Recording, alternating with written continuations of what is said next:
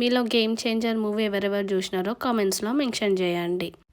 ఇది నా లైఫ్లోనే first time movie release అయిన ఫస్ట్ డే మార్నింగ్ 6 o'clock షోకి వెళ్ళడం.